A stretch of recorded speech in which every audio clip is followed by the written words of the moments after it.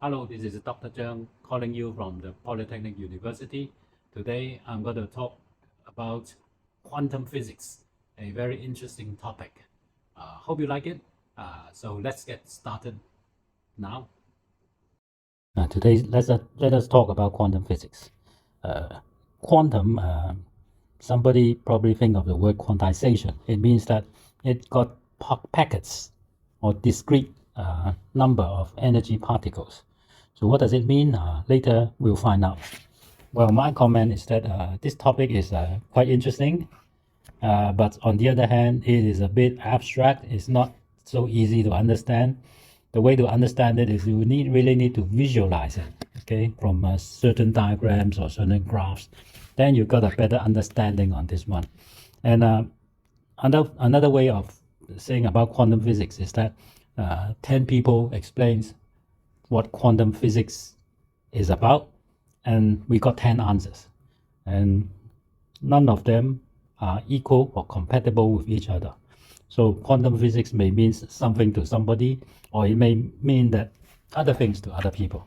But anyway, let's stick to the syllabus and avoid all these arguments. Before we start, let us look at the concept of modeling. Now, before we really understand what quantum physics is about, we really have to understand what modeling is about. Now, in modeling really means that if you look at some real world phenomena or the characteristics of some real world elements, and they can be represented by some concepts, or they can be represented by some equations. For example, if you say that, this is a piece of wood in the real world, but if you magnify it further and further, it will go to have some thing like this. You will have down to the atomic level, you have the nucleus, and then you got electrons spinning around them. So the piece of element quickly becomes some conceptual diagram of the atomic world. But is this the true representation of the real world? Maybe yes, or maybe not. Okay, because on one hand, you may think that if I magnify this piece of wood, and then we go deep into the atomic level, we will see something like this. But it may not be true. Okay, people come up with some diagrams or concepts just to explain the real world phenomena. So it may work the other way around. So just you have to take it quite seriously. It's not a complete representation of the actual stuff. So what does it mean? It means that what you have learned in physics before, like the Brownian motion, the wave, the Newtonian mechatronics equations, all these stuff may not be completely true.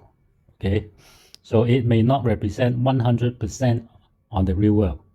So you have to be flexible. Okay, you have to learn new stuff, and some of the stuff you have learned years ago, maybe it's time that you need to unlearn those stuff. Okay, under this title, let's look at modeling two of the very famous model. All right, the first one is about modeling things with particles. Okay, what modeling things with particles? Particles, if you draw it on a piece of paper, it's just the balls or ping pong balls here and there. And then you say that all elements or all matters in this sense is made up of a small number of particles. And these particles may be atoms, molecules, or electrons. So this is how it is all made up. And then how does all these particles behave? These particles may behave according to the Newton's law of motion. Okay, so all these particles may move in a random motion, bump here and there, something like this. Now, and then you try to use this particle model and apply it to many things. Okay, some of the most common things that you apply particle models is, the first one, of course, is electricity, the flow of electrons. You may say that, for electricity, I have a circuit like this, okay, a circuit like this, and then all these along the wire, the flow along this wire is a flow of small numbers of particles. We call them electrons. And this is how we conduct electricity. So electricity we can represent by a flow of electrons. The next one is probably even more common, Brownian motion or kinetic theory. We may say that, there's a wall here, and then we got a lot of balls moving in a random fashion. It hits the wall, bounce back, and the way that it hits the wall creates some sort of force, okay? And this is the pressure exerted by the small number of balls running here and there. So this applies to gases. And then you may refer to solids. You may say that, the reason why the crystalline structure is a very rigid structure, it cannot break easily, is because all the surfaces are symmetrically and tightly locked between the atoms. And then you can see the structure, you can see, this is so and so. But on the other hand, if you look at DNA structure, okay, there are long chains that may easily be broken. So that is not a rigid structure. Radioactivity, alpha, beta, gamma rays, they could be translated into packets of balls running here and there in the open space. So this is nuclear atom model. And then of course in chemistry. In chemistry, we look at atomic structures. We can say that molecules can be separated into positive and negative ions, and they may, under certain circumstances, react with other positive or negative ions. Okay, so this is about the chemistry reaction. So this type of particle models is quite useful to explain most of the stuff we can see in the physics or chemical world.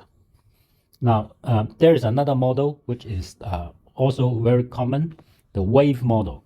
The wave model is the energy, okay, the transmit of energy can be in the form of wave. So the waves could be a transverse wave like this, okay, going up and down like this, or a longitudinal wave like sound wave, okay, going in and out like this. And because of this waveform, you transverse, or the energy is traveled from point A to point B. That is the wave model. Okay, so it's about energy transfer. It's also about how energy is transmitted fairly quickly from one place to the other. Okay, it exerts certain behavior, the waveform, notably reflection, diffraction, and sometimes interference patterns with two waveforms. Okay, we look at this type of waveform like EM waves, sound waves, or even playing violin, and then the vibration of the string on the violin is in the form of a waveform, okay, energy waveform. So there are many representations of these wave models. Now, at first it may seem that the particle model and the wave model, they looks and feels completely separated from each other. But sometimes, in some circumstance, you try to explain wave model, okay, apply wave model on a certain phenomena, and then you say, it does not work. So what do? You tried it on a particle model. On the particle model, it works 80% of the time, but there's some 20% it doesn't really work. So there are something in life that is neither wave model or particle model. Or on the other hand, you could say that there are some items in life that is both a wave model and a particle model. Okay, that can be represented by a wave model and a particle model. How much can it be represented? It depends. Okay, so let's make let's look at an example. Okay, let's look at light. Now, if you look at light, can it represent by a wave model or a particle model? I would say that it could be both. So it's actually a duality structure. Okay, it's a bit of both. So how much is this one and how much is the other one? This is the tricky answer, the tricky question.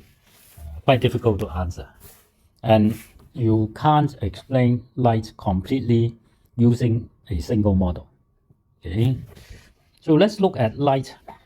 Light, you can treat light as waveform because, as you know, light is the part of what we call EM wave, electromagnetic wave, at certain frequency. Okay, because it is an electromagnetic wave, so it exhibits waveform properties. For example, reflection, diffraction, etc., etc. And because it is a waveform, it can travel through vacuum, and it can travel pretty fast. Okay, at light speed. Oh, this is very fast. Okay, so this is the waveform. But if you look at this type of waveform, can it completely explain what the phenomenon of light is? It probably cannot, because if you look at light, okay, or certain spectrum of the light, higher spectrum, so ultraviolet light, or even higher, alpha, beta, gamma, all these similar electromagnetic waveform, you can see that if you use a Geiger counter, okay, it could give some readings. So if you look at the principle of Geiger counter, you realize that how does this counter works? It works by actually receiving bits and pieces of particles, and then from these particles it will give out some noise. Okay, so if it works, it means that that thing, that light, that whatever you call it, is actually a form of particle, not just waveform. It exists as a particle. Now, as a particle, so how could you explain that, oh, light is a particle? Now, Einstein or other clever person in this world, they actually say that, oh, okay, so let us say that light is a form of particle. We call this particle photon. Okay, and a photon can be visualized as balls like this, okay, going in this direction, okay, travel, and it could be visualized as a packet of energy, okay, so not as a waveform. And then the reaction of photon onto something else as a particle matter, we call this photoelectric effect. Now, some of the examples of photoelectric effect includes Geiger counter, we just said that, okay. There are many effects like this. Okay. So these are the photons. Now, under this, we can actually take it further. Okay, we can actually take it further. We can say that photon, okay, as a light. Okay, how can you relate energy waveform and the actual photon as a light? Okay, you can actually use a famous equation. Okay, some of the clever guys in those days thought up with this equation, and then they said, now you can calculate the amount of energy in light using this equation. Okay, it depends on the frequency of the light. Okay, so you realize that E is proportional to F. Okay, the higher the frequency, the higher will be the energy content. Now, just as an example, if you have frequency as infrared, okay, or visible light, red visible light, then you have certain energy. But if you have frequency higher, like ultraviolet UV, then this energy will actually grows bigger and bigger, because the frequency actually, when it increases, the energy increase. Okay, so when you're bombarded with all these questions asking about the frequency and energy, this is the equation to use. Now, these two items are linked up by a constant term. Of course, this is the ratio. What is the ratio? The ratio is a constant term. We call this Planck's constant, and it's 6.63 times 10 to the minus 13 joules per second. So you can see that in order to accumulate sufficient energy, your frequency has to be quite high. Okay, it has to be quite high before you can accumulate sufficient amount of energy. Now, some of you, I say this, I don't like this equation. Okay, can you have a better equation? Okay, so we can, of course. So what can say that, oh, you can use another equation, very famous one, the one we learned from EM wave. The speed is equals to the frequency times the wavelength. So you don't like frequency, you can work in wavelength. So wavelength, the shorter the wavelength, the higher the energy. Okay, so these are the two equations that probably you need to use when calculating things. Okay, so now that we look at two models and we look at the energy level of light, let's look at the energy level in terms of particles. Okay, previously we looked at the energy level in terms of wave. Okay, because we are talking about wavelength. Now, because of this duality structure, okay, we talk about wave, we get the energy. How about we're not talking about wave, we are talking about particles. Okay, we're talking about particles. How does the particle relate to the amount of energy? We have another equation. So before we do this, let us look at this experimental setup. You have two conductive plates. You apply 1 volt between the two plates. So perhaps this is 0 volts and this is 1 volt. So the potential difference between these two plates is 1 volt. Now you have 1 electron inside. So of course, in that case, it means that this is enclosed in a vacuum. Okay, because if you don't enclose in a vacuum, you got other molecules which may affect the result of your experiment. So it must be in a vacuum. So you have 1 electron inside, and then you apply the voltage. It means that the electron will go from here and then travel to the other side of the plate and then bombard it on the other side of the plate like this for this 1 electron. So what is the energy of this 1 volt when you arrive at the end of this plate? Then you of course have a very famous equation to work this out. W equals QV. Okay, the work done or the work energy accumulated is equals to the volt, okay, the voltage applied across these two plates, and the charge of 1 electron. And then we know that 1 electron, the charge is this number. Okay, it's always this number, it never changes. Okay, so you use this number times 1 volt, and then you will get the amount of work of this 1 electron. So then of course you work out the mathematics, you realize that this is the amount of work, so many joules. Okay, J is in a unit of energy, so this is so many joules. And then of course the number is very small. Okay, yeah, this is very small. So sometimes people say that, yeah, I don't like to work with small numbers. You just use this 1 electron energy as 1 EV energy. I don't know whether you like it or not, but anyway, this is how the thing goes. 1 EV energy is equals to 1.6 times 10 to the minus 19 joules. Okay, so you can also work out something else. By applying with the motion mechanics equation, you can know that 1 EV, which is so many joules, equals half mv squared. This is the kinetic energy. Okay, the energy, how you work out for kinetic energy in physics, the first section. And then you apply to an electron, and then you know that the mass of the electron. Okay, suppose you're not talking about electron, you're talking about proton. Okay, so this should be 9 minus. Okay, so you're talking about proton. So this is 1 proton. If you have 1 proton accelerated from one side of the plate to the other, you can just work this out. Electrons, of course, you have an even smaller figure.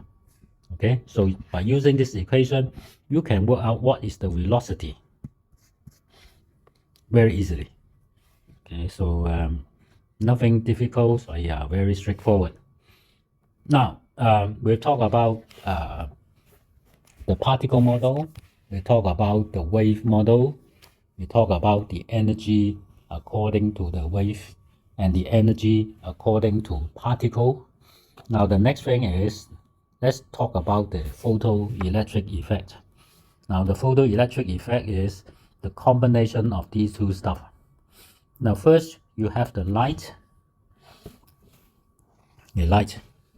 shine onto the metal surface.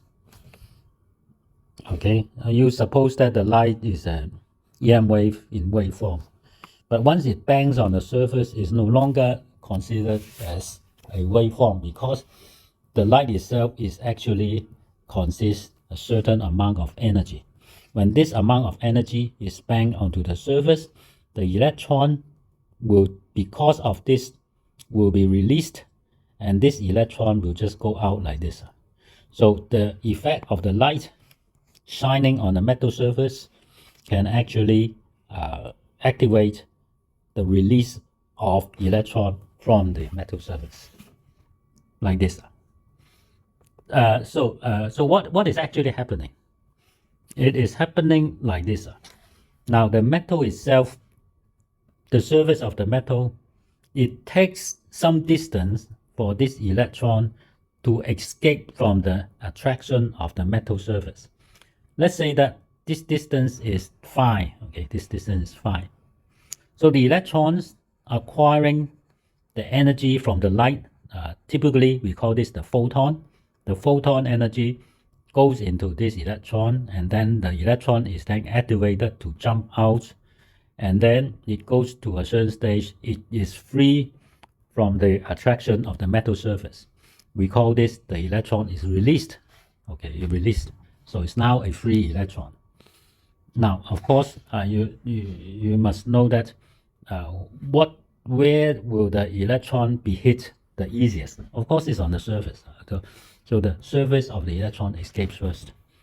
And then there is a minimum threshold frequency because you need to have enough energy for the electron to escape out and then escape from the attraction of the metal surface, or typically away from this distance. Then you are released. Otherwise, you just go back and then it cannot be released.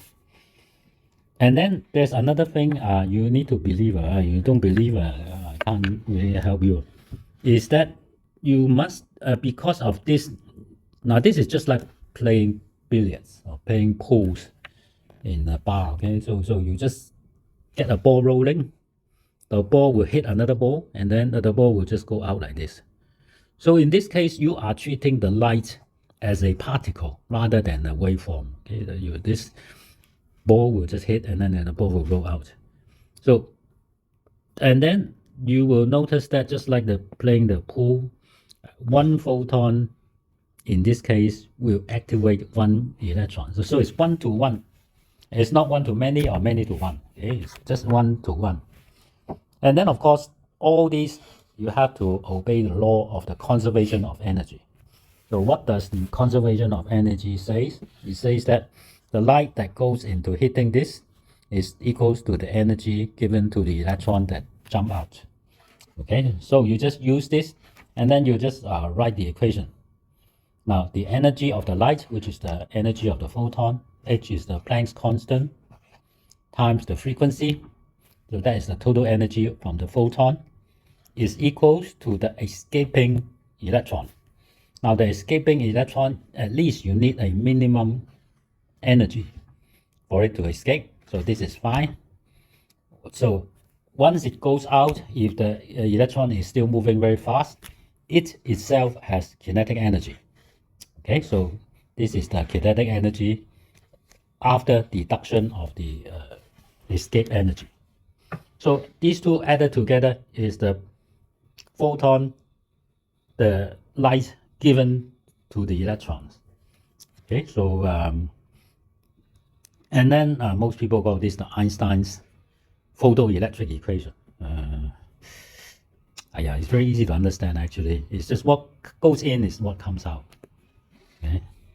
Now, suppose if this kinetic energy is 0, so what you're left with is actually HF equals phi, which is this equation. Okay, and then we can call this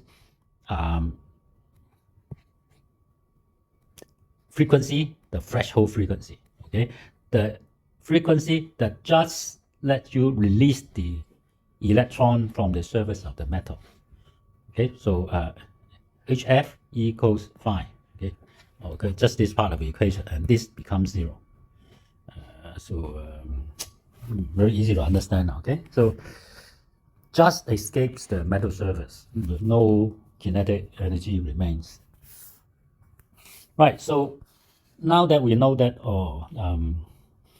all these things are related to each other, now here you can see that you look carefully on this equation, and then you will see that there's a duality in this equation. Now there you are talking about frequency, okay? You're talking about frequency, and then you also talking about the energy escape, the amount of energy escape as a particle. Okay, so this is the relationship between energy as a frequency, as energy, the electron as a particle that is escape. So this photoelectric effect is the connection of this duality. Okay, so it's quite an important equation now. Okay, so next let us look at things on the other modeling effect, which is on the wavelength. Okay, because for this one, you are more or less thinking that light is just like balls banging onto each other. Okay, ping pong balls are banging onto each other. These are the lights, the effect of the light. But you can also say that light travels as a waveform. Okay, so let's look at how light travels. Suppose you have a grating. You know what is diffraction, and then you know very well this is the famous setup to get the white light, spread the white light out into a line spectrum like this. Now if it is a white light, it will be in the form like A. Okay, so this A will actually be this spectrum. You will see something along here like this. Now you are talking about white light in an arc or in a furnace, in a vacuum, that actually produce this white light. Okay, and we must say that this is actually a white light. It's not a yellow light or red light. It's a white light. So you will see this equal spectrum, equally spread out like this, with no gaps in between. Okay, so it is a continuous spread of all the frequency, from the low frequency of the red light to the high frequency of the violet light under the EM wave spectrum, like this. So what does this tell you? This tells you that light, if you treat light as particle, it can also be treated as a waveform. Okay, this is definitely the behavior of a waveform, the diffraction of a waveform. All right, so if you can also look at B, C, and D. This is the mercury, helium, and cadmium gas discharge light. So these are the mercury, helium, and cadmium gas. Okay, and then out under very high voltage, this gas will produce a unique light wavelength output. Now you can see that different elements produce different line spectrum. B, for example, if it is a mercury, these two spectrum, very obvious, okay. And then C, helium, it has more line spectrum. So it means that helium contains a set of harmonic waveform, okay, at different frequency, and frequency number 1, number 2, number 3, number 4, number 5. So there are 5 major frequency, 5 frequency combined to form the helium light. Whereas in this one, you only can see 2 frequency because there are only two lines, okay, of different color. Now, what does it tell you? It tells you that it is not a continuous light as it is in A, which is the white light. So white light is the combination of all the frequency. But for gas discharge of mercury, helium, and cadmium light, it is only a discharge of certain frequencies. So we can say that A, this is a continuous line spectrum, okay? And this is the wave spectrum of white light. Whereas for B, C, and D, it is an emission line spectra with unique wavelength collection. By looking at the different colors of this wavelength of this spectrum, you can immediately tell what type of gas is discharged to make up the light that produce this spectrum. Okay, so very easily you can just say, oh, wow, these two lights, must be mercury lah. Okay, very easily you can just say it like this. So this is how you can actually distinguish, or so use what we call a spectrometer. You can distinguish between what type of gas are you using. Now, not only is gas used for emission of light, you can also be used as absorption of light. Now you can see a continuous spectrum, but with dark lines. Now, what does all these dark lines tells you? All these dark lines tells you that at a certain frequency, it is being absorbed by the element that produces the light. So how does it work? It works like this. Okay, you have, for example, you have white light. Then you pass the white light into some cool gas. Now, the cool gas acts as a sunglass. Okay, cool gas. It acts as a sunglass. These sunglasses will actually take away the line spectrum of individual waveforms. So the white light, after this filter, okay, will form what we call the absorption line spectrum. Okay, spectra, in which some of the lines, they are dark, that is missing.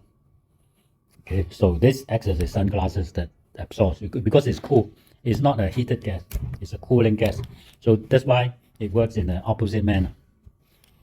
And then all these things, what does it tell you? Okay, it tells you that light itself is actually a waveform. Okay, you can see, oh, light itself is a waveform. But what does the previous notes tell you? The light itself can be treated as particles.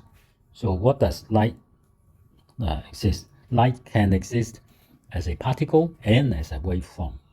So this duality gives you very puzzled. So that is how the line spectrum. Okay, so we can say that in the previous case, you can increase the energy and decrease the energy. Okay, so here you can say that we go back to here. We say that, oh, the light shine here. You can increase the energy of the electron. The electron, when you compare this to this electron, the energy of this electron is increased because you absorb the light of the photon. Okay, and then of course you have the reverse reaction. If you have an energy of the electron, it falls back onto here, then the light will be released like this. Okay, so what does this tell you?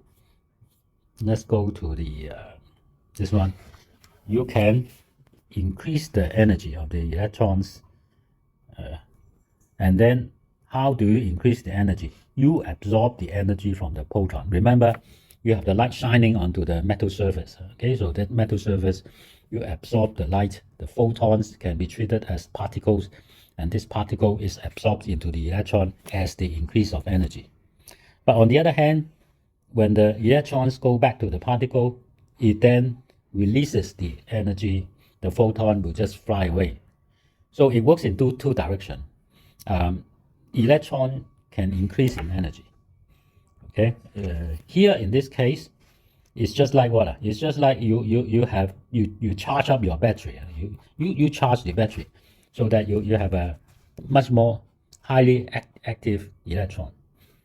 And for this one, you release the energy from the electron. It means that you change the electron energy into other things. For example, light.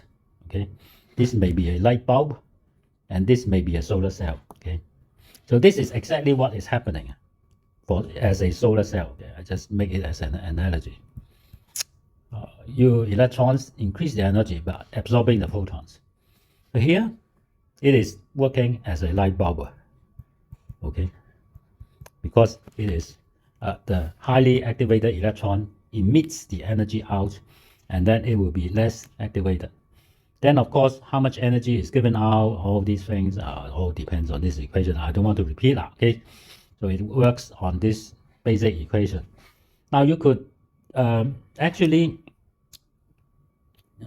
draw the energy level as a graph like this for easier to understand. For example, if you have an electron which is here, and then you jump one level higher up to here, what is it doing? It is actually absorbing one electron, okay? Absorbing one electron, and then the energy in this electron, sorry. This is the electron absorbing the energy from the photon, and the electrons, because you absorb the energy from the photon, this electron will have a higher energy level. How much higher? It's just like going up one staircase, okay, one step higher. Now, what is this one? This one is the electrons releasing the energy of the photon, okay, as light or something. And then it has a lower energy level, so it drops down one step, and then the electrons will go from this to here. Now notice that these are the staircase, and then the staircase is not uniform, okay, because and then this is the dropping, the gaining of one photon energy, or the release of one photon energy. So go up one step, you are actually absorbing one photon. Going down one step, you are actually releasing one photon energy level. So this is how the whole process can be represented as an energy diagram. So never mind about all these complicated stuff. Okay, you look at the level, and then you can work out how much energy is released or how much energy is absorbed. And very important, energy level is not continuous. That's why we have this quantum theory, because quantum is quantized. It's not actually a continuous change. It's not a continuous spread. It works at levels. Okay, you jump up one level and you jump down one level. Everything is quantized. Okay, now because of this diagram, you probably come across this type of mathematics. So let us look at this mathematics. Now, of course, here and here, these two numbers represent a change of energy level. So you can easily work out the change of energy level by subtracting, finding the difference between these two energy levels, which is this one. And then from this one, you can just work out what energy level relates to what is the frequency by using this famous equation we just developed before. Okay, so you can find out, oh, this is in the ultra or the violet range. And according to this frequency, you can also work out what is the wavelength of this frequency by actually using this equation. Because it is electromagnetic wave, the speed is the speed of light, and then the frequency, you use the number you just found out. And then you can say, oh, the wavelength is this one. So by just looking at this simple diagram, you can work out very simple mathematics to find out the wavelength, frequency, all this stuff. No problem at all. Okay, so all these are very simple. It's simple stuff. So just now we talk about energy level in gas. Now we go one step further. We look at electron energy level in solids and liquids. Okay, energy in solid and liquid. Now because the atom is more closely packed, so what you can find is that the energy level, they are very close to each other, okay, tightly packed. But even if it is tightly packed, you can actually divide the energy level into different zones. For example, you have the first batch of tightly packed energy into zone number 1, okay, and then you have another zone of tightly packed energy in zone number 2.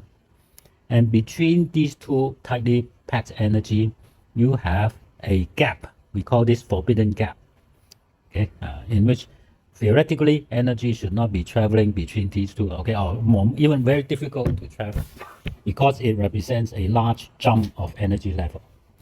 So gaps very close to each other for this banding, and then you can view it as a single energy band with some forbidden gaps in between.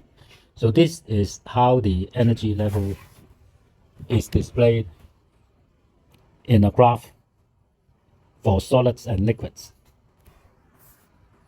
Now, then we look at for solids and liquids. Typically solids, don't care about liquids.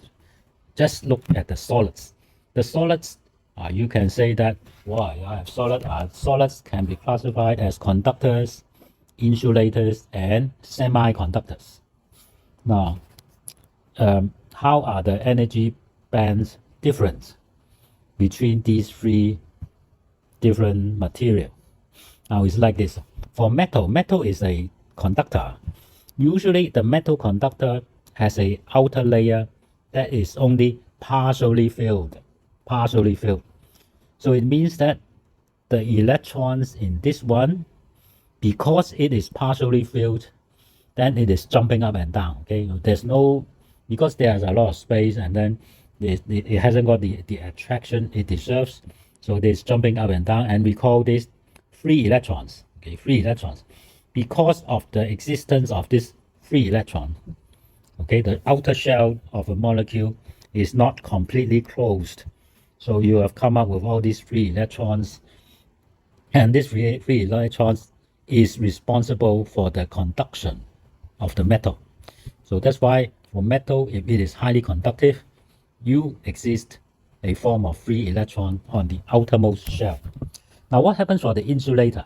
Insulator is different. Insulator, the outermost shell is completely filled and all the electrons are occupied, and there is no room for free electrons. They are all used up and passed according to their space, so they are not free electron. So if there's no free electron and they are all used up, then what does it mean? It means that there is no conduction of or movement of free electron in an insulator. Okay, so pretty obvious. So because of this, in metal, the conduction, we call this the conduction band. And if there is no free electron, we call it the valency band, because all the things are used up. Okay, so that is the difference between conductor and an insulator.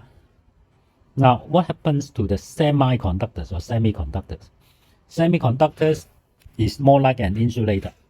The top part of this is all used up. But the fact is that the gap between the first group and the second group, it is quite narrow. It's quite narrow. So if it is very narrow, what does it mean? It means that electron can easily jump to the another layer because the distance is so narrow. So this jumping of electrons enables the conduction. Now naturally, for semiconductors, it conducts current slightly. It's not a large conductor because there's not a large amount of electrons that's conducting. Okay, only a very small amount. So you can see that the conduction is very small, and of course this conduction occurs between the conduction band and the valency band. Okay, now some may say, what happens if I increase the temperature? If I add more energy to it? If you add more energy, you increase the temperature, it means that you activate the whole material more. So the material is more activated. It actually means that the gap narrows. Okay, the gap narrows, so there's more conduction. If you activate by light, the gap decreases. This happens in the case of semiconductor material like light-dependent resistor. If there's a lot of light shining on this, then the gap between the valency bond and the conduction bond is very narrow, then you could have more electrons jumping from one band to the other. And because of this jumping of electrons, you enable the conduction, okay, current to loop in the circuit. So that is how semiconductors conducts electricity. It is rather different from what we have for metal conductors or even metal insulators, okay, non-metal insulators. This is what happens for semiconductors. And finally, we come to the same question. Is light, wave, or particle? I would say that it is a duality structure. Okay, it is both a light and a particle. The fact that light interacts with matter as photon, we can classify this as particle. But light travels through space as a waveform in the speed of the light very fast, and we call this a wave model. So both models exist for some of the phenomena, okay, of light, and then you can see how it works together. And there's a French guy, okay, the Broglie wavelength. What does it mean? He comes up with an what we call a modification of the previous equation. Okay, he said that, oh, the wavelength, okay, the wavelength. Originally, you can say that this is a Planck's constant divided by momentum, like this. And this equation is very useful. If you know the wavelength, you can find out the momentum of this particle. Okay, if you treat light as a particle, okay, and it moves around. Okay, now what is the momentum as it moves around? You can quickly find this out. P is the momentum. Or you can change P into mv, momentum, the mass, and the velocity. And then you can calculate what is the mass of this particle as it moves around. Okay, so this is another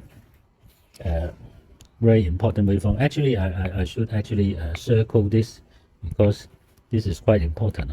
So I just put a thing here. Okay, this is the important equation. Okay, so this is the end of the chapter. See you later.